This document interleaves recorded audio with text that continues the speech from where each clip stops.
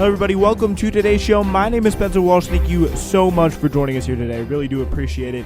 As always, ladies and gentlemen, we do have a great show for you.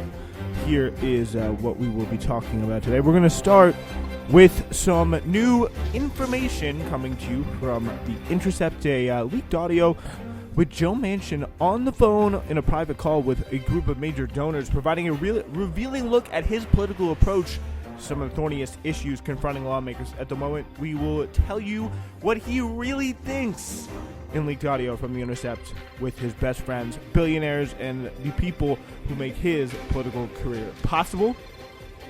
Also, we will see in a special dispatch from England what is going on with our favorite, the not-so-lovable loser, Keir Starmer, Owen Jones, writing in The Guardian about the Batley and Spen by-election, the crucial nature of the Union elections for the Labour Party, and so much more. Finally, a reaction to Stephen Crowder, one of the biggest growing political forces on right-wing YouTube, pretty much being mind-blowingly and blatantly and openly racist when it comes to the issues of crime and shoplifting, as I'm sure you can see how that's going to go. All right, we have a great show for you today, as always, and when I say it, I really do mean it. This is Newsflash 530.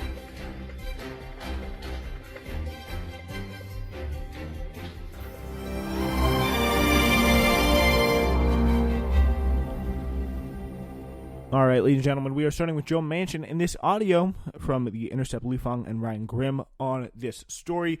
Joe Manchin, in a private call on Monday with a group of major donors, provided a pretty revealing look at his political approach to some of the thorniest issues confronting lawmakers. The marks were given on a Zoom teleconference session that was obtained by The Intercept, and the meeting was hosted by the group No Labels, a big money operation co-founded by former Senator Joe Lieberman, which pretty much funnels high net worth donor money to conservative Democrats and moderate Republicans. So among the gathering's newsworthy revelations was that Joe Manchin described an openness to filibuster reform at odds with his most recent position that will buoy some Democrats' hopes of enacting their agenda. And I think that is the big thing, because all these people, mostly associated with this first kind of started in the Obama administration, when a lot of people on the left started to get really disappointed and saying, "Hey, wait a minute, Obama isn't doing anything for us. It's not working. Like what he has going on is just completely ineffective. It is not working for anybody, and he could be doing so much more." And then what a lot of people like, John Favreau and the people who originally wrote speeches for him and then went on to like Pod Save America and Crooked Media and all that stuff, they're like, "Oh, he's not the Green Lantern of politics," or something like that, comparing him to the DC superhero who could just get anything done. And just like, oh yeah, there is a Congress here. You got to forget about, like the fact is they didn't have one, and there's a bunch of things you can still do without the Congress. But besides the point here is in reality, in current day reality, there is a lot that Joe Manchin could be persuaded on. This is an instance. I don't know if maybe I brought this up on the show, but I definitely brought it up to some people somewhere before. But Ryan Grimm talked about this. I actually think, I did talk about this on the show with James last show. But yeah, like Joe Manchin, he wants the governor's mansion in West Virginia after Jim Justice, the current governor, gets termed out in 2024 when the Senate term expires. Joe Manchin does. So he is going to possibly, if the Democrats are smart, he could face, for example, a challenge from his left that would almost certainly get enough votes to just eat a little bit away at the majority and pretty much play a spoiler tactic to Manchin's dreams. It's not like, West Virginians will. It's not like they're afraid of a Republican governor. They've had him for quite a while, and Joe Manchin, probably not that much difference, and the people voting for that will understand. Manchin described, his openness to filibuster reform at odds with the most recent position that will buoy some Democrats' hopes for enacting their agenda. So, on this call, there were several billionaire investors and corporate executives, among them Louis Bacon, chief executive of Moore Capital Management, Kenneth D. Tuchman, founder of the global outsourcing company Teletech, and Howard Marks, the head of Oaktree Capital, one of the largest private equity firms in the country. Zoom participant log included a dial-in from Tudor Investment Corporation, the hedge fund founded by billionaire Paul Tudor Jones, and also present was a roster of heavy-hitting political influencers with Republican consultant Ron Christie and Lieberman, who serves as a representative of No Labels and now advises corporate interests. And the meeting was led by Nancy Jacobson, the co-founder of No Labels. The wide-ranging conversation went into depth on the fate of the filibuster, infrastructure negotiations, and the failed effort to create a bipartisan commission to explore the January 6th storming of the U.S. Capitol, and offers a frank glimpse into the thinking of the conservative Democrat who holds the party's fate in his hands more often than not. Manchin told the assembled donors that he needed help flipping a handful of Republicans from no to yes on January 6th commission in order to strip the far left of their best argument against the filibuster. And I love how he thinks like that is their best argument against the filibuster. He needs to really put, and it's also very funny that he knows to go to not, the people, but the people who actually have influence, which are the donors, to get to these Republican senators and lobby them. Because if they get lobbied from the donors, oh yeah, they're going to change their position. They're suddenly going to be very, very amenable to change, and they're going to see things from a completely different perspective. And Joe Manchin knows that. He understands how the political system works way better than I think a lot of people on the Democratic side. But, and yeah, he's actually interested in using it in a purpose of trying to get something done, which I also don't think the Democrats really are doing. But it is very funny to see that he thinks the most important, the thing that needs to be passed the most on the current Democratic agenda is not the public option, not $15 minimum wage, or anything else like that Biden's running on that's of actual substance. It's the commission against January 6th. The fact that that can't be agreed on is the worst example of why the filibuster needs to scrap the rules for the January 6th commission, It really just shows you how completely out of touch these people are. And even and Joe Manchin is obviously the person who pretends to be the most in touch, with the heartland voter. I really doubt the January 6th commission is keeping them up at night in West Virginia. I really doubt it. Yeah, so the filibuster is a critical priority for donors on the call as it bottles up progressive legislation that would hit their bottom lines. When it came to Senator Roy Blunt, a moderate Missouri Republican who voted no on the commission, Manchin offered a creative solution, saying, quote, "Roy Blunt is just a good friend of mine. Great guy," Manchin said. "Roy is retiring. If some of you all who might be working with Roy in his next life could tell him, that'd be nice, and it'd help our country. Wink, wink, offer him a high-paying lobbying job or something like that. This would be very good to get him to change his vote." It's just pretty much blatant. It's that is exactly really what it is. This is a great example. There's nothing obviously completely on its face illegal here, but it's a great window into how politics actually works. Joe Biden, Kamala Harris, and any of the staffers in the White House, they're not in the room. It's just this one senator who has held the entire Democratic Party hostage and a bunch of Republican people and billionaire donors. So yeah. We're getting people like Roy to just change their vote. So obviously here regarding Blunt, Manchin apparently appears to be suggesting, perhaps quite without explicitly saying so, that the wealthy executives on the call could dangle future financial opportunities in front of the outgoing senator while lobbying him to change his rules. Senate ethics rules do actually forbid future job negotiations if they create a conflict of interest or present even the appearance of it. So that is actually illegal by Senate rules anyway. Manchin notably does not suggest the donors discuss a job, but rather say that people who Blunt may later be working with would likely have a significant influence reflective of the way future job prospects can shape the legislative process, even when unspoken. So that is, it's very reflective of the opportunities that are in play behind the scenes that no one ever really gets to talk about, no one ever really sees happen in public, except for when this stuff happens, of what really motivates senators. The commission, Manchin tells No Labels, is important in its own right, necessary to determine how security failed and what former President Donald Trump's role was in the riot, but it's also critical to maintaining support for the filibuster. The January 6th Commission got 56 votes, 4 short of the 60 needed to overcome a filibuster, a thorough embarrassment for those like Manchin, who claim bipartisanship is still possible in the divided Senate chamber. Some element of truth to this is, if you can't vote for at least just a commission on the January 6th situation, riot, insurrection, whatever you want to call it, it's a pretty bad sign for bipartisanship, which, I kind of hope, he doesn't find those 4 votes. Because, again, I don't think January 6th Commission would tell us really all that we already know. That couldn't be found out from other investigations that are currently going on. And if it means we have a better shot at getting rid of the filibuster, I'm not really ecstatic if they find those 4 votes. Manchin told the donors he hoped to make another run at it to prove that comity is not lost. He voted that Senator Pat Toomey. He noted that Senator Pat Toomey, a Pennsylvania Republican who missed a vote, would have voted for it had he been there, meaning only 3 more votes were needed. What I'm asking for, I need to go back. I need to find 3 more good Republican senators that will vote for the commission, so at least we can tamp down where people say, well, Republicans won't even do the simple lift common sense of basically voting to do commission that truly was bipartisan. It really emboldens the far left saying, emboldens the far left saying, I told you, how's that bipartisanship working for you now, Joe? And he's definitely right about that. And it's something that, I've been saying to Joe, I've been saying to both Joes from the start. And again, the bipartisanship fig leaf, he's realizing it, he's seeing what everybody's saying, and he knows the mask is falling off. He knows it's getting harder to keep. And he's going to try and keep it for as long as he can, but it's going to be interesting to see if he will. Margaret Wright, the co-executive director of No Labels, said in the release of the statement, the group that engaged with Senator Manchin is motivated by concern about the future of our nation, she said in the statement. This was not a fundraising call or any suggestion to the contrary is false and an obvious attempt to undermine Senator Manchin, because he's one of the rare leaders in Washington who refuses to just toe the party line.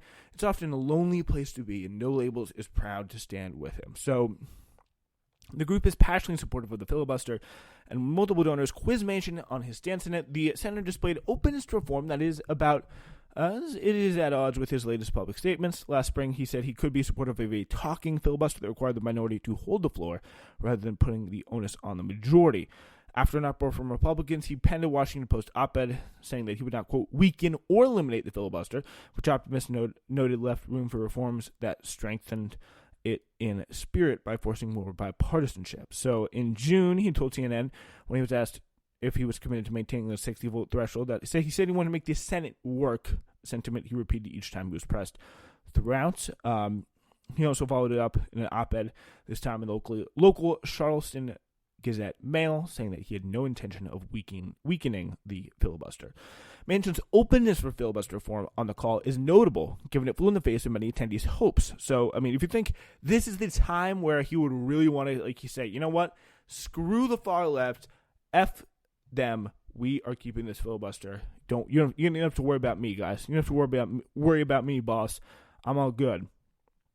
So, when asked about a proposal to lower the threshold to beat back a filibuster to 55 votes, he said that it was something that he was considering, but then quickly referred back to his early idea of forcing the minority to show up on the Senate floor in large enough numbers to maintain a filibuster. So that would be a tough thing to do. So the minority has to hold the floor here. He said of lowering the cloture total from 60 to 55, quote, that's one of the many good suggestions I have had. He went on to discuss the last time. It used to be 67 votes. It was lowered in the 1970s from 67 to 60. And he said what was happening, what made them think it would needed to change. And he talking about them as in the 1970s senators. So I'm open to looking at it. I'm just not open to getting rid of the filibuster. That's all. So 60 is where my flag is planted, he said, publicly. But as long as I know that I'm going to protect the filibuster, we're looking at good solutions. I think basically it should be that 41 people have to force the issue versus 60 that we need in the affirmative. So I find 41 in the negative. I think one little change that could be made right now is basically anyone who wants the filibuster ought to be required to go to the floor and basically state your objection and why you're filibustering, and also state what you think needs to change that fix it, so you would support it. So to me, that's pretty constructive. It's trying to make the Senate work.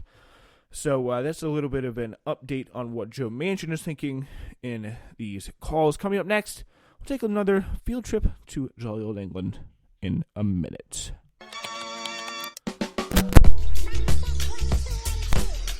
Ladies and gentlemen, you are listening to the Spencer Walsh Radio Network, and let me tell you about our lineup. Newsflash is all new Mondays, Wednesdays, and Thursdays now, and that is, of course, our flagship show, but we have plenty of other great offerings for you, including Uncultured, live mixes every Saturday. Perfect way to celebrate or get ready for the Saturday night. Have a good time. Tune in to the Spencer Walsh Radio Network for live broadcasts.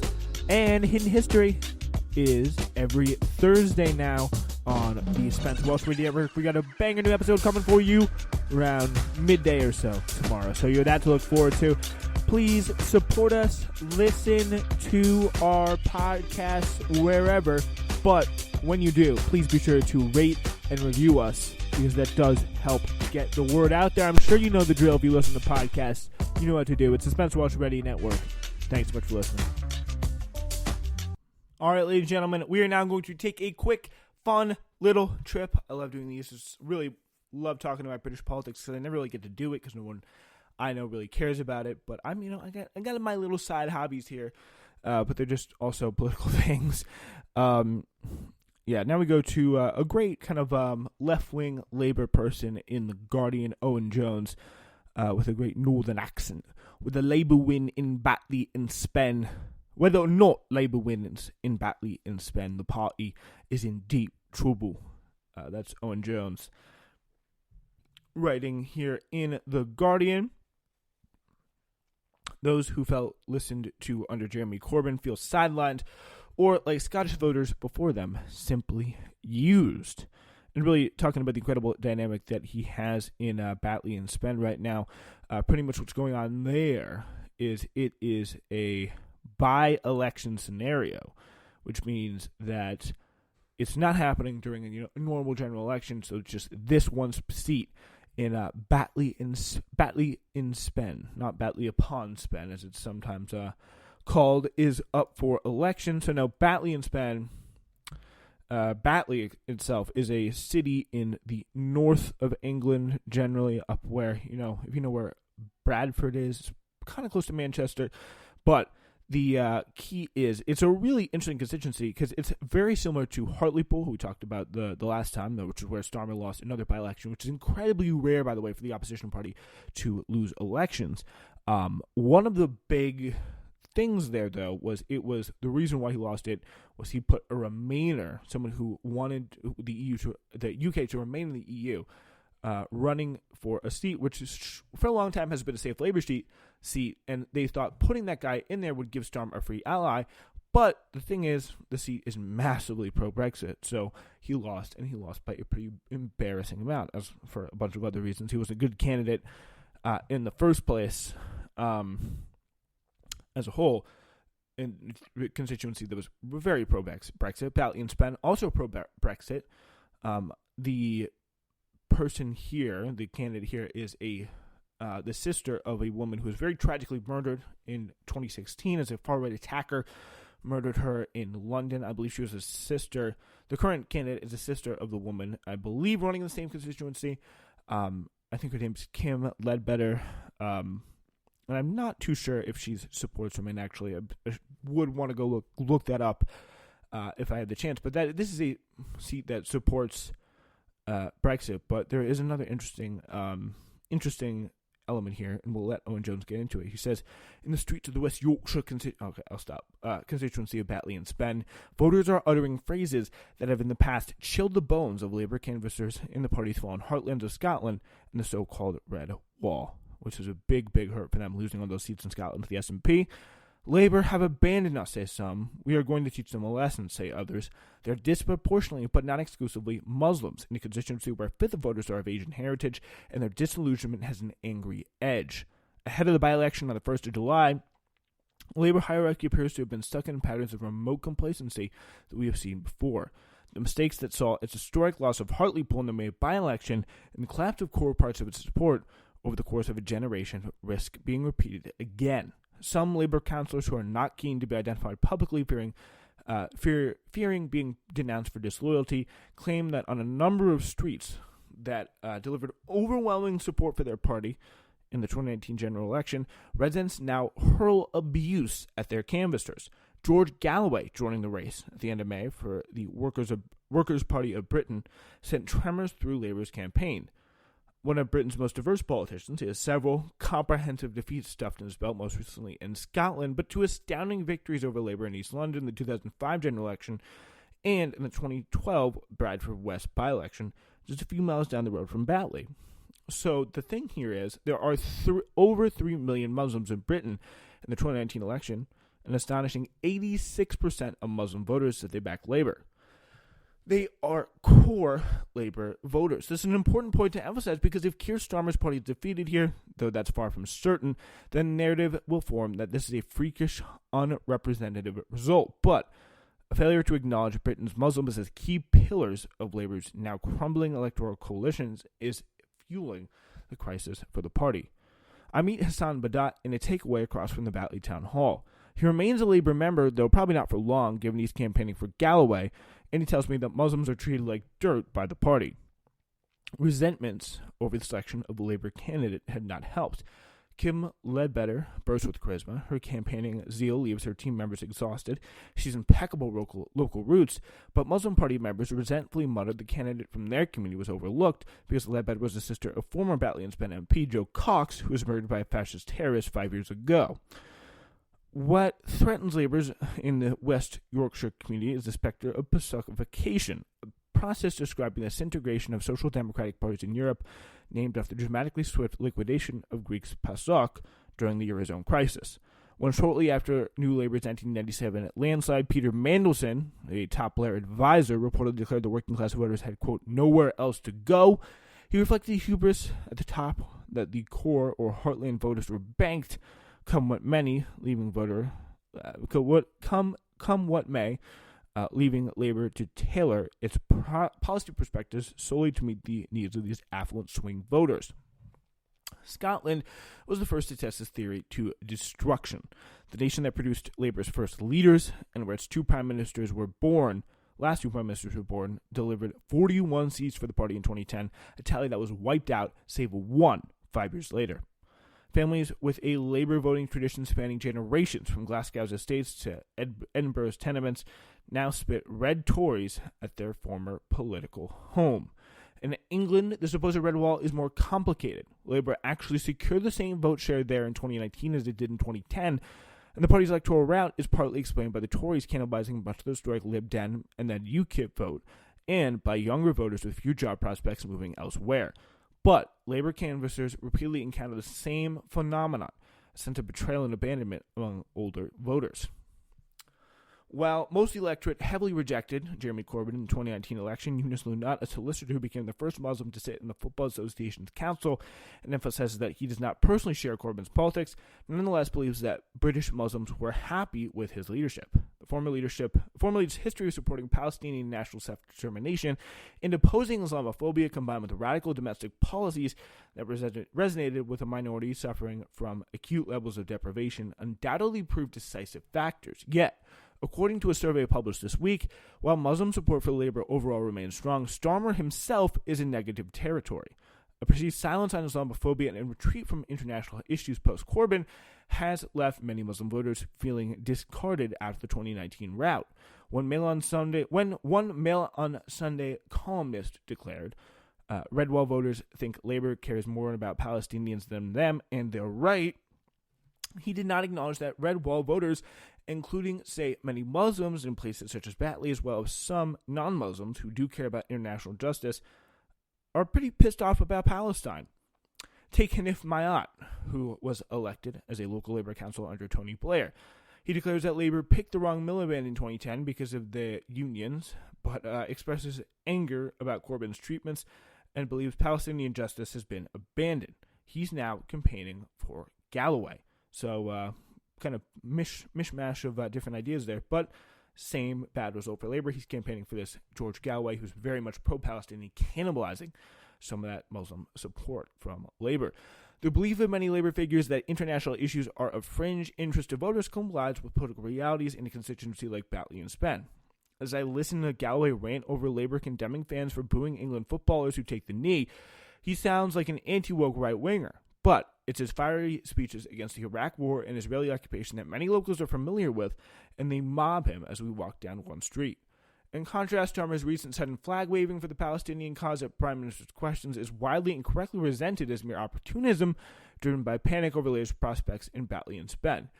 Meanwhile, Starmer's recent withdrawal from an iftar and from attendees supported boycotting Israeli dates has been noticed by some in the constituency. Ledbetter is clearly well-respected and liked by many constituents, but she seems unable to answer, say, if she would support an arms boycott against Israel. The sense that Labor has no clear stance in the age of Starmer is understandably pervasive.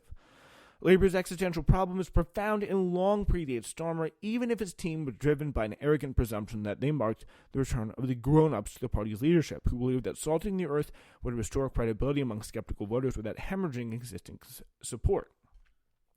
Yet the first as tragedy, then as farce, the same fatal error of believing core voters had nowhere else to go is being disastrously repeated.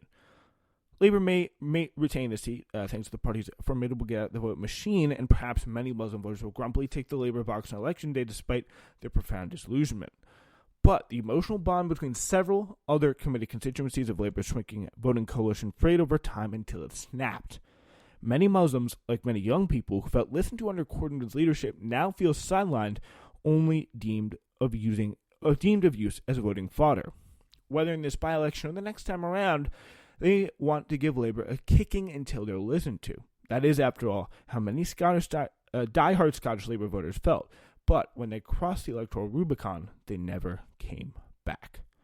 Interesting warning there from Owen Jones in The Guardian towards Labor. Now we turn to the right wing here in our own country with an insane take here from Steven Crowder. This should be the right place to start it, hopefully. Might be on alert. Better let him finish. Nothing crossed their mind, as you can hear by the conversation. Here you go, San Francisco. All right, so what he's about to play here is a video of a clip that has kind of gone a bit viral, and just to say just a little bit viral over Twitter over the past day or so. It's a guy, pretty much, I believe a homeless guy, I'm not entirely sure, taking what looks like, hair products, shampoo of some kind, into a duffel bag, probably, I'm assuming to resell, unless he has, some dirty-ass hair at some point. Yeah, shoplifting, and, of course, San Francisco, under $950, it's pretty much a, not severe crime at all, not, I think, an arrest. Is it not an arrestable offense? Probably a finable offense. I don't really know. Pretty much they decriminalized petty property theft in San Francisco. So this is the clip of him pretty much taking shampoo off the stores. I don't know if he's homeless. I don't know if he's in a bad economic situation. Let's take a look at this. Here he's stuffing in all the bags. The head nod. Just getting cardio. Guy in the man bun. He's stealing hair color? The weakest thing ever. Stop it. Look, he's not even in a rush with the automatic door. No. I'll wait. Unbelievable. I've been more frustrated, more rushed. There's more of a sense of urgency when I get an angry text from my pregnant wife. Yeah. Stupid Walgreens store. This guy's just wait for it. It'll open. The most ironic thing is he brought his bike in because he's afraid someone might steal it. Yeah, you can't just leave it outside. And this is something too that's interesting. New Jersey was just voted or it was just named best state to live in. Oh my God. All right, yeah. Before we get into stuff about New Jersey, just the idea that someone is stealing it's 10 or whatever bottles of shampoo. Am I really supposed to be mad about that? Because again, you see all these reactions of people, I think very fairly on the left, being yeah, oh, okay, so you're mad about a few bottles of shampoo going to this guy who's probably in a situation, as we know, crime. It's clear, it's not up for debate what causes crime if you're paying attention to any academic research ever. It's that people are in bad situations, people are bad economic situations, and by the way, it's not because people say, oh, it's because Steven Crowder before this said in the clip, it's ever since the riots has started. oh, wait, maybe it's because our government, both under Democrats and Republicans, has completely abandoned the economic needs of many, many of its people. And the situation bad before COVID has gotten even worse. It could not possibly be because of that. It's because, certain people, and the videos he used were only, people of color, because he cited one person, and this is not something I want to defend here or give the impression that I'm defending at all. Someone murdering someone. They were obviously caught quickly, which is good. This is I believe in Chicago or Atlanta. I'm not sure. And just, say there's something about those groups of people in big cities. That's what it is. They're urban, that kind of, and it gets a lot more, this is, again, people he called hood rats, what are you trying to say there? Are you trying to attach a certain race to that? What's the implication there, Steve? You want to go a little bit further on that? But again, the idea that it is, you're supposed to be mad about that, as many people have said, the massive amount of, we know why crime happens.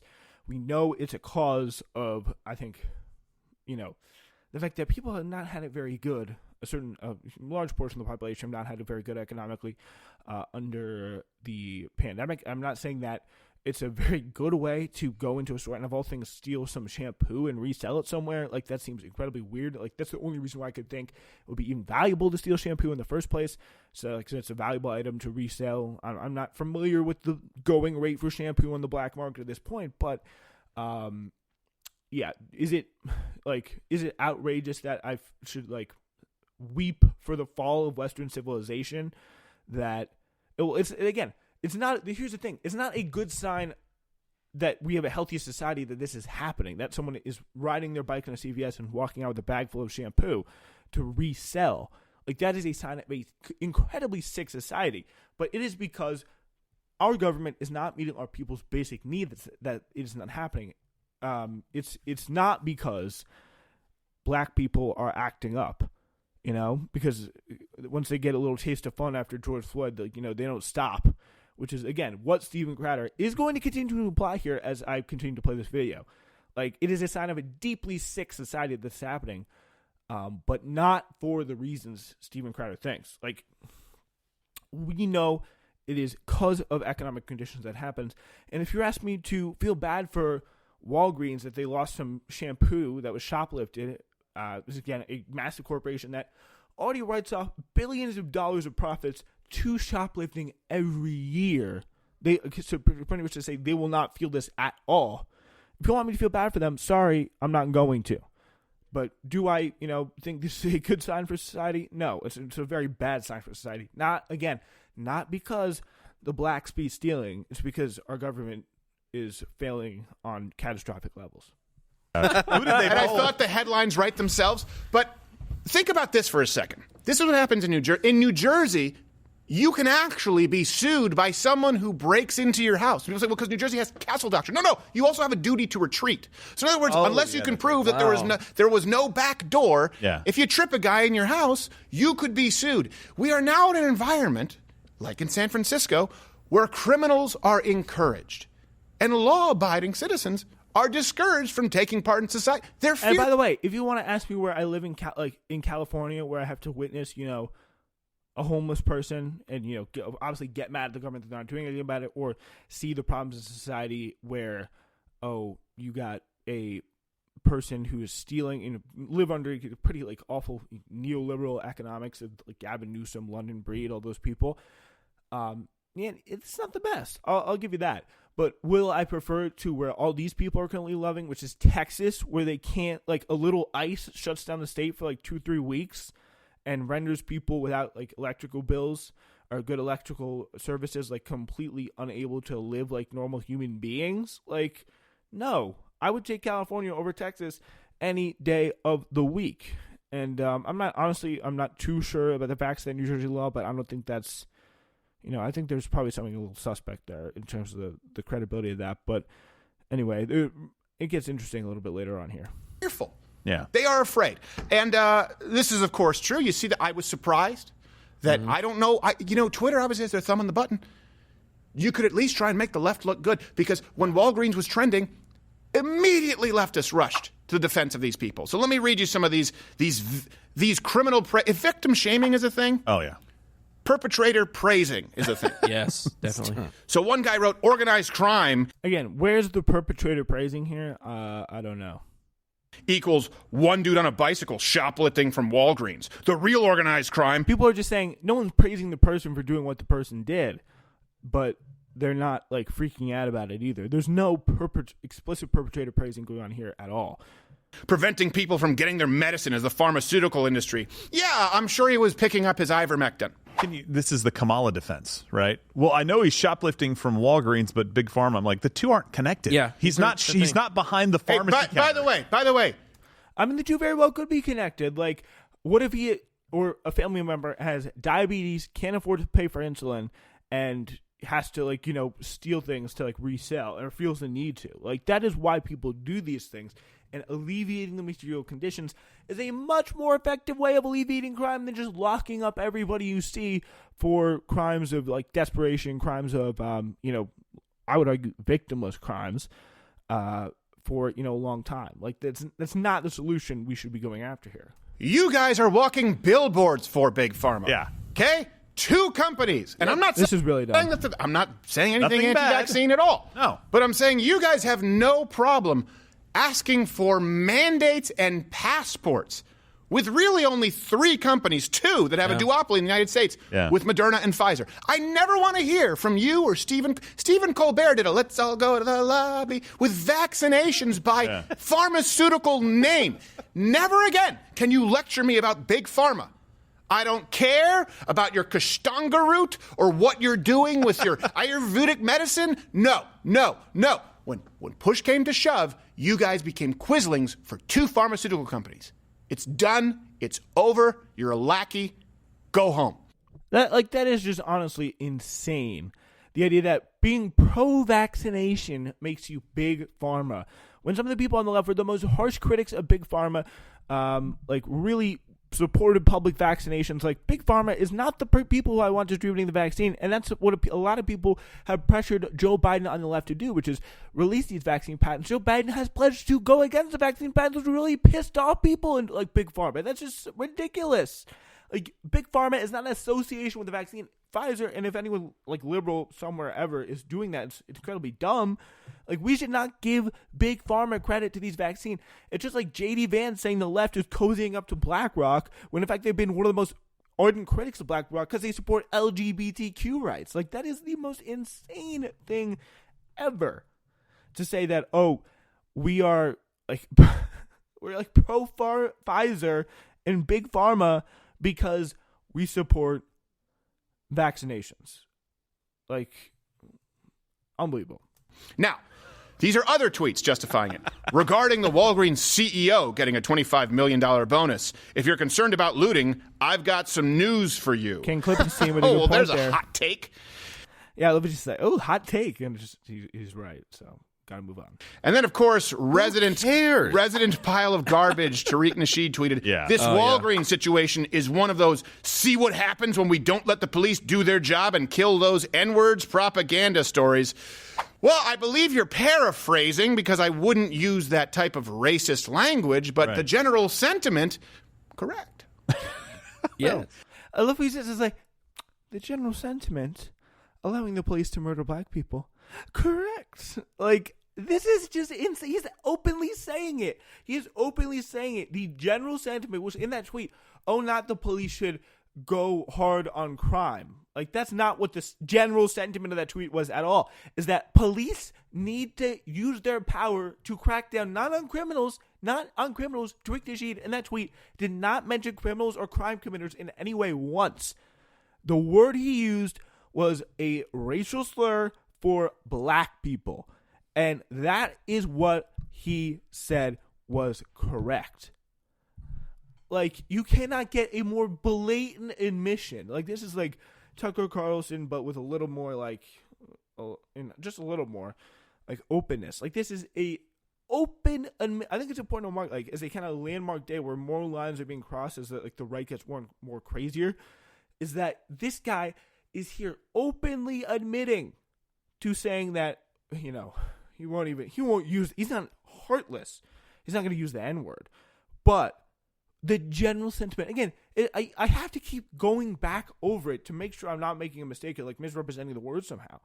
Like, he's saying the sentiment of the tweet was, let's just rewind it back like 30 seconds. Getting a $25 million bonus. If you're concerned about looting, I've got some news for you. Oh, well, there's a hot take. And then, of course, resident pile of garbage, Tariq Nasheed tweeted, this Walgreens situation is one of those see what happens when we don't let the police do their job and kill those N-words propaganda stories. Well, again, it's not about letting the police be tough on criminals. It's not even about that. It's about letting the police kill black people explicitly. And this is what he says about that. I believe you're paraphrasing because I wouldn't use that type of racist language, but the general sentiment, correct. Yeah, and also that's not what happened. He left on a bike with a trash bag of strolled stuff. away. Yeah, having a cop. And that's what they want. No, it's clearly obtuse. Like, that's what they want to happen. In ideal conservative land, there would be a policeman sitting outside every store, and when every black person comes out of a store with a bag of maybe something a little expensive, or maybe they shouldn't have brought that, or it's a fancy item, they're going to be searched, and what they want to happen from there. Like any manner of awful harassment and things like that. A lot of liberals, like, the possible next mayor of New York City is an open supporter of stop and frisk people, and he's running on the Democratic side. So it's absolutely insane. But I think today we can really put this marker down firmly in the sand. Like, there is no point of, and no real clear argument of saying for the other side, Steven Crowder is a racist, he thinks black people are criminals, and he thinks black people should be shot by the police. Like, that's the general sentiment he explicitly said he agreed with from Tariq Nasheed. So, can't get any more clear than that. Steve Crowder is a racist who wants to see black people shot by the police. Just that simple. That's all we got for you guys today. Thank you so much for listening. Please remember to rate and review us. Give us some 5 stars. That was a good episode.